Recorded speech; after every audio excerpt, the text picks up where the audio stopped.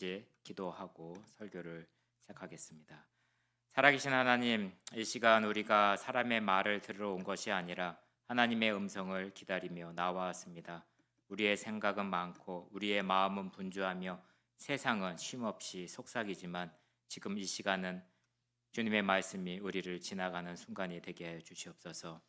하늘로 오르신 주님, 그 발자국이 사라진 자리에 우리가 길을 잃지 않게 하시고 그 빈자리를 향해 기도하는 제자들처럼 우리도 말씀 앞에 무릎을 꿇는 이들이 되게 하여 주시옵소서. 이 말씀을 통해서 우리를 부르시고 일으켜 주시고 보내 주옵소서. 이 자리에 오신 성령님, 지금 우리 마음 가운데 임하시고 한 사람 한 사람의 내문 깊은 곳에 어루만지사 묶인 자는 풀어지고 흐려진 시선은 밝아지고 떨리는 무릎은 강하게 하여 주시옵소서.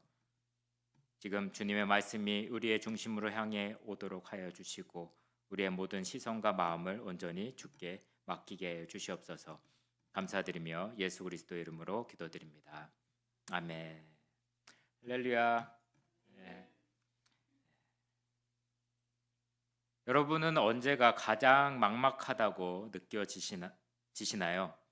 시험을 마친 교실에서 결과를 기다릴 때, 그리고 좋아하는 사람에게 문자를 보냈는데 답이 오지 않을 때, 아니면 아무 일도 일어나지 않고 아무 변화도 보이지 않을 때가 아닐까요? 세상은 기다리는 법을 잊게 합니다. 손가락 하나로 세상이 열리고 기다림 없이 답이 일상이 된 시대에서 기다리라는 말은 때로는 멈추라는 절망처럼 들립니다. 그러나 성경은 말하고 있습니다. 하나님의 위대한 역사는 언제나 기다리는 자들로부터 시작되었다고 말하고 있습니다. 그리고 그 기다림은 멈춤이 아니라 기도의 출발이었습니다. 오늘 본문인 사도행전 1장 6절에서 14절의 말씀은 그 어느 때보다 막막한 순간에 기록된 이야기입니다. 예수님은 부활을 하셨고 제자들은 다시 희망을 품었습니다. 하지만 그 희망이 현실이 되기 전에 예수님은 어디로 가셨죠? 하늘로 승천하셨습니다. 그렇게 되니까 남겨진 자들이 생깁니다. 그들은 지금 주님이 계셨던 자리를 바라보고 있습니다. 그리고 그 자리에 더 이상 주님은 없습니다. 그곳에 남겨진 사람들, 그들은 길을 잃은 사람처럼 서 있지만 그들의 발걸음은 하나님의 이야기를 이어갈 새로운 다리가 되기를 시작했습니다. 그들은 회의를 하지 않았습니다. 프로그램을 짜지 않았습니다. 그들이 택한 첫 번째 반응은 기도였습니다. 그 다락방은 작았지만 그 기도를 통해서 세상을 바꾸는 다리가 되었습니다. 그래서 우리는 지금 세 가지를 살펴보려고 합니다. 첫 번째는 그들은 언제냐고 물었지만 예수님은 방향을 말씀하셨습니다. 우리의 시간은 어떤 질문을 던지고 있습니까? 두 번째, 예수님은 하늘로 올라가셨지만 사라진 것이 아니라 위임, 맡기셨던 것입니다. 그분이 남겨진 자리는 지금 우리에게 어떤 책임을 남기셨습니까? 세 번째, 남겨진 자들이 무릎을 꿇을 때 그 자리는 다리가 되었습니다. 그 다리는 지금 어디로 향하고 있습니까? 그리고 그 다리를 지금 여러분은 놓고 있습니까? 다음 세대를 위한 질문입니다. 오늘 성도님의 기도는 어디를 향하고 있습니까? AI가 세상을 계산하고 알고리즘이 선택을 유도하는 시대에 기도는 가장 비효율적인 선택처럼 보여집니다. 그러나 하나님은 그 비효율적인 무릎 위에 가장 영원한 나라를 세우셨습니다. 그 무릎의 이야기, 그 기다림의 공동체, 그 다리의 시작, 이것이 오늘 함께 나눌 말씀입니다. 처음, 지금은 어디에 있습니까? 누구를 위해 있습니까? 제자들은 눈앞의 회복을 바라보면서 시간에 대해서 묻습니다. 그러나 예수님은 언제보다 어떻게 정치 회복보다 영혼의 위탁을 말씀합니다. 하나님 나라의 시계는 인간의 시계바늘보다 더 깊은 목적을 따라 움직이고 있습니다. 이렇게 말씀합니다. 주여, 이스라엘 나라를 회복하심이 이때이니까. 이 질문은 단순한 궁금증이 아닙니다. 기다림으로 마모된 믿음의 끝자락에서 나온 절규입니다. 그들의 말 속에서 유대 땅의 먼지와 눈물, 수백 년 동안 눌려왔던 한과 잊힌 언약에 대한 갈망이 스며 있습니다. 왜냐하면 그들은 로마의 군화에 짓밟히며 살았고 다윗의 왕자는 먼지 쌓인 옛날 노래처럼 잊혀져 갔습니다. 메시아는 아직도 오지 않았다고 생각하는 날로 살았습니다. 그런 그들에게 부활하신 예수님의 존재는 모든 시간을 뒤집는 기적 같은 개입이었습니다. 이제입니까? 지금입니까? 그들의 시선은 지금 여기 우리를 향하고 있습니다. 하지만 예수님의 대답은 하늘의 심연처럼 깊었습니다. 때와 시기는 아버지에게 자기 권한에 두셨으니 너희가 알 바 아니라고 말씀합니다. 예수님은 크로노스, 인간이 붙잡는 초단위의 시간을 내려놓게 하십니다. 그리고 카이로스, 하나님의 시간, 영혼의 문맥 속에 있지만 이해되는 그때를 가리킵니다. 눈앞의 회복을 갈망하는 제자들에게는 예수님은 하늘에 품은 사명을 말씀하고 있습니다. 그 당시에는 유대 민족은 절망의 눈으로 하늘을 바라보고 있었습니다. 예언은 멈춘 것 같았고 나라는 없고 이름은 사라지고 희망은 바닥에 내려앉았던 상황입니다. 예수님을 따르던 제자들 또한 권력의 끝자락, 사회의 가장자리에서 살았던 사람들이었습니다. 그러나 메시아가 오면 칼을 들고 로마를 몰아낼 거라고 생각을 했는데 왕자를 차지하고 세상을 뒤집을 줄 믿고 있었습니다. 그러나 예수님은 칼이 아닌 십자가로, 왕관이 아닌 오히려 찔림과 침묵으로 그 길을 걸어갔습니다. 그리고 지금 부활하신 주님은 정치 회복이 아닌 선교의 위탁을 말씀하고 계십니다. 예수님은 민족의 왕으로 군림하지 않으시고 만주의 주로 위임하십니다. 제자들은 이스라엘의 회복을 물었지만 예수님은 땅끝까지 확장하라는 말씀을 남깁니다. 이사야 55장에 보시면 이렇게 말하고 있습니다. 내 생각은 너희 생각과 다르며 내 길은 너희의 길과 다름이라고 말씀하고 있습니다. 인간은 지금 보지만 하나님은 영혼을 계획하고 계십니다. 또한 사무엘 하 7장에 보시면 너희의 왕위는 영원할 거라고 이야기합니다. 이 왕국은 성벽이 아닌 성령으로, 무기가 아닌 복음으로, 군대가 아닌 공동체로 세워질 왕궁이었습니다. 예수님은 다윗 언약의 완성자이며 새로운 왕국의 시작점이었습니다. 어느 날 한 아이가 아버지에게 묻습니다. 아빠, 우리 언제쯤 부자가 돼요? 아버지는 웃으며 말합니다. 부자가 되는 건 시간이 아니라 마음을 나누는 거란다. 내가 가진 것을 나눌 때 그 순간 우리는 이미 부자란다. 우리도 예수님께 자주 묻습니다. 언제 성공해요? 언제 응답이 돼요? 언제 회복이 되죠? 그러나 주님은 이렇게 말씀하십니다. 너는 언제 순종할래? 너는 누구를 위해 살래? 너는 무엇을 향해 나아갈래? 예수님의 관심은 우리의 시간표가 아니라 우리가 서야 할 사명의 자리였습니다. 제자들은 지금 기대를 했지만 예수님은 영원을 말씀하십니다.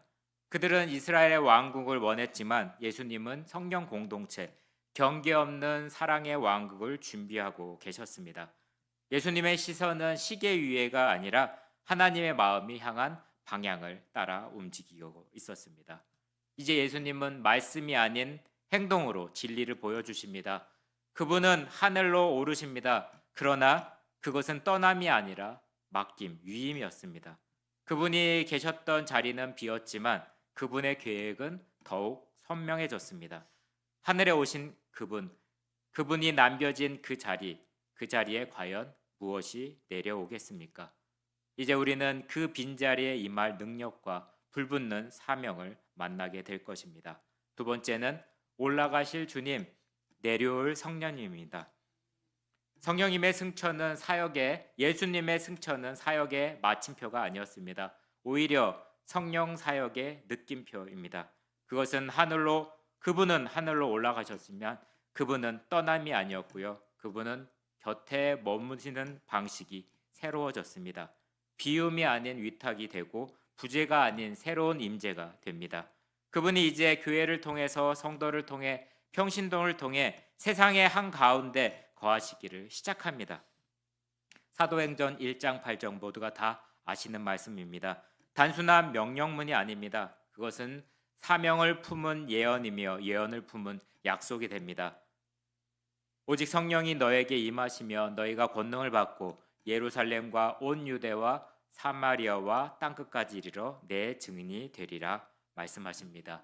짧은 이 선언은 예수님의 정체성, 제자들의 사명, 하나님의 구속사의 방향을 한 문장 안에 농축시켜 놓은 복음의 핵심입니다. 1장 9절을 보시면 예수님은 제자들이 보는 가운데 하늘로 올라가십니다. 구름이 그분을 가리고 제자들의 눈은 하늘에 고정이 됩니다. 그러자 누가 나타나죠? 두 천사가 나타나 묻습니다. 갈릴리 사람들아 어찌하여 하늘을 쳐다보느냐? 이것은 단순한 질문이 아닙니다. 시선을 전환시키라는 부르심입니다. 고개를 들던 눈을 낮춰 이 땅을 바라보는 명령입니다. 이제 그들의 시간입니다. 예수님이 시작하는 이야기를 이제 그들이 써 내려갈 차례입니다. 그분은 가셨지만 그분의 심장은 그 안에서 뛰기 시작했습니다. 유대 전통에서 보시면 하늘로 오르는 사건은 하나님의 보좌에 나아가는 영광의 상징과 같습니다. 엘리야가 하늘로 들려 올라갈 때 엘리사는 그 옷을 받습니다. 그리고 요단강을 가르고 새로운 시대를 엽니다. 예수님의 승천도 그러합니다. 그분은 단순히 어디론가 사라지는 것이 아니라 하나님의 오른편에 앉은 만유의 왕을 기다리는 것입니다. 그분의 권세는 이 제자들에게, 교회에게 흘러가기 시작합니다. 예수님의 사역은 교회를 통해서 확장됩니다. 성령을 받은 자들의 발걸음을 따라 흘러갑니다. 그 사명은 목회자에게만 맡겨진 것이 아닙니다. 성령을 받은 모든 자, 평신도 한 사람 한 사람에게 위임된 것입니다. 다니엘서 7장에 보시면 환상 속에서 인자 같은 이가 하늘 구름을 타고 나아갑니다. 그는 하나님의 보좌 앞에서 권세와 영광의 나라를 받습니다. 그의 권세는 영원한 권세요 그 나라는 멸망하지 않을 것입니다. 라는 것이 7장 14절에 나와 있습니다. 이것은 예수님의 승천은 바로 이 예언의 성취입니다. 구름은 단절이 아니라 주기의 휘장입니다. 그분은 멀어진 것이 아니라 만유 위에 오르신 것입니다. 열왕기하 2장에 보시면 엘리야가 하늘로 올라간 후에 엘리사가 그 옷을 받습니다. 요단강을 가릅니다. 새로운 사명의 시간으로 들어갑니다. 예수님의 승천 후에 제자들에게도 그 겉옷이 떨어집니다. 그것이 바로 성령님입니다. 성령은 겉옷이지만 불꽃이며 하늘에서 내려온 사명의 불씨입니다. 도시의 중심 광장에 오래된 벽화가 하나 있었습니다. 그 화가가 30년 동안 그렸습니다. 그는 수많은 색을 쌓고 지우고 하나의 장면을 천천히 완성해 가고 있었습니다. 그런 어느 날 그는 조용히 사라졌습니다. 붓을 내려놓고 설계도를 남긴 채. 사람들은 당황했지만 그 제자들은 준비되어 있었습니다. 그들은 그 자리에 섰고 그 붓을 들었고 그 그림은 더 넓게 퍼지고 더 깊이 스며들었습니다. 예수님의 승천도 그와 같습니다. 그분은 떠난 것이 아니라 붓을 넘기는 것이었습니다. 이제 우리는 그 붓으로 들어야 할 차례입니다. 예수님의 승천은 부재가 아니고 없어진 게 아니고 우리에게 맡긴 위탁입니다. 중단이 아닙니다. 불꽃이 터지는 점화의 시기라는 것입니다. 한 사람의 사역이 끝나고 공동체의 시대가 시작되는 순간입니다. 이제 성령은 내려올 것입니다. 제자들은 더 이상 하늘을 응시하지 않습니다. 그들의 발은 땅을 딛고 그들의 심장은 하늘의 숨결로 뛰어들기 시작합니다. 하늘만 바라보던 시선이 이제 무릎으로 내려옵니다. 그들은 더 이상 그분의 빈자리를 아쉬워하지 않습니다. 이제 그들은 그분이 맡겨진 자리를 살아내기 시작합니다. 그 발걸음이 향한 성전도 회당도 아니었습니다. 그들은 다락방으로 향했습니다. 그것이 기도의 자리였고 불의 시작점이었습니다. 이제 우리는 마지막 부분으로 갑니다. 남겨진 자들이 무엇을 붙들었는지, 무엇으로 교회를 탄생시켰는지 그 영적인 진실을 마주할 것입니다. 세 번째, 기도하는 자들, 다리가 된다는 것입니다. 그들은 전략을 짜지 않고 대신 무릎을 꿇었습니다. 예수님의 떠난 자리에서 남겨진 자들이 가장 먼저 택한 것은 회의가 아니었습니다. 그들은 전략이 아닌 순종, 계획이 아닌 기도를 택했습니다. 그들이 무릎을 꿇고 그 자리가 바로 하나님의 나라와 무던진 세상을 잇는 첫 번째 다리가 됐습니다.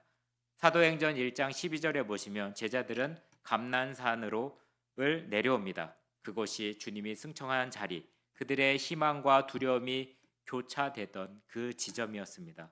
그들은 걸었습니다. 한 걸음 한 걸음 과거의 상실이 발목을 붙잡고 눈물과 질문이 가슴을 후벼 팠을 것입니다. 하지만 이제 그들은 도망치지 않았습니다. 그 도착한 곳은 마가의 다락방, 높지 않는 지붕, 낡은 벽, 그러나 그 안에 무릎 꿇는 이들이 있었습니다. 1장 14절은 이렇게 말합니다. 그들이 여자들과 예수의 어머니 마리아와 아우들과 더불어 마음을 같이하며 저녁 기도에 심쓰니라. 그 장면은 하나의 불꽃입니다. 말없는 절규, 숨죽인 통곡입니다. 그러나 이것이야말로 보이지 않는 다리의 건축입니다. 그리고 그 자리에 있었던 이들, 한때 의심했고 거리를 두었던 예수님의 가족들까지 함께 하기 시작했습니다. 기도는 그렇게 잃었던 자들을 다시 묶는 능력이 있습니다. 하나님 앞에서는 누구나 높이로 무릎을 꿇기 시작합니다. 유대의 전통에서 기다림은 기도함과 동의어였습니다. 절기와 전환의 때마다 백성들은 금식하고 기도하며 하나님의 때에 자신을 맞췄습니다. 승천과 오순절 사이에 며칠이 있을까요? 10일이 있습니다. 그 시간은 외적으로 조용했지만 영적으로는 가장 깊이 숨이 들어쉬었던 때입니다. 바로 그 고요 속에서 교회가 잉태되었습니다. 눈에 보이지 않던 진동, 무릎의 떨림, 눈물의 기도가 세상을 흔들기 시작했습니다. 에스더는 민족을 구하기 위해 왕 앞에 서기 전에 죽음은 죽으리라 하며 외치며 3일 금식으로 기도했습니다. 그의 결단은 기도 없이 나올 수 없는 고백이었습니다. 기도는 인간의 연약함을 인정하면서도 하나님의 강함을 붙드는 선택입니다. 사울의 칼보다 하만의 계략보다 기도의 무릎은 더 날카로웠고 더 정확했습니다. 다락방에는 칼이 없었고 군대도 없었습니다. 그러나 있던 것이 있었습니다. 하나된 마음, 끊어지지 않는 기도였습니다. 하나님은 언제나 그것으로 교회를 세우시고 지으십니다. 한 시골 마을, 폭우로 유일한 다리가 무너졌습니다. 강은 넘실거렸고 사람들은 두려움 속에서 고립되고 말았습니다. 그때 한 노인이 이렇게 말합니다. 우리가 다리가 되자. 사람들이 나왔습니다. 손을 잡고 어깨를 걷고 등을 잇고 인간 다리를 만들었습니다. 그 위로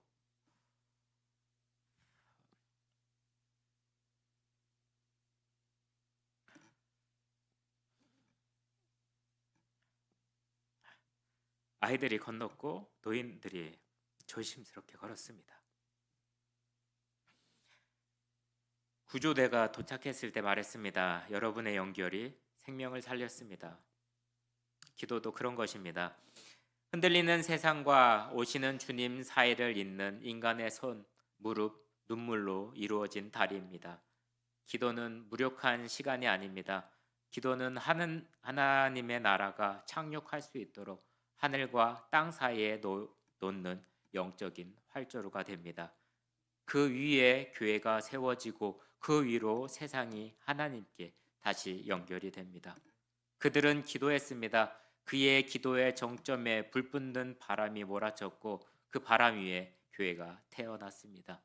우리는 지금 그 다락방의 연장선 위에 서 있습니다. 다시 묻겠습니다. 여러분의 무릎은 지금 어디를 향해 굽혀져 있습니까? 절망과 소망 사이, 끊긴 믿음과 회복의 가능성 사이, 다시 오실 주님과 오늘의 깨어진 세상 사이, 누군가는 그 사이에 다리를 놓아야 합니다. 그 다리가 바로 여러분이길 바랍니다. 기도는 사소한 시작이 아니라 하나님의 나라에 착륙되는 활주로입니다. 이제 우리는 우리의 무릎이 그곳에 있어야 할 시간입니다. 하늘을 올려보던 사람들, 그 시선이 땅으로 내려왔습니다. 그분은 더 이상 그분의 계신 자리를 바라보지 않았습니다. 이제 그분이 맡긴 자리를 살아내기 시작했습니다. 그 자리는 높지 않았습니다. 그 자리는 화려하지 않았습니다. 그 자리는 바로 다락방이었습니다. 기억과 눈물과 기다림이 눌려 앉은 낮고 조용하고 작은 방이었습니다. 그러나 그 작은 방이 바로 하늘과 땅을 잇는 다리가 되었습니다. 기도는 그렇게 시작되었고 성령은 그 다리 위에 내려오셨습니다. 그리고 교회는 그 다리 위에 태어났습니다. 이제 다시 묻겠습니다. 우리는 그 다리 위에 서 있습니까? 우리는 그 다리의 연장선입니까? 우리는 하늘과 세상 사이에, 부르심과 현실 사이에, 소망과 절망 사이에, 또한 사람과 하나님 사이에 기도로 놓인 다리입니까? 함께 기도했으면 좋겠습니다. 사랑하는 여러분, 이 자리는 단지 말씀을 듣는 시간이 아니라 우리의 무릎 위에 하나님의 나라가 세워지는 순간입니다.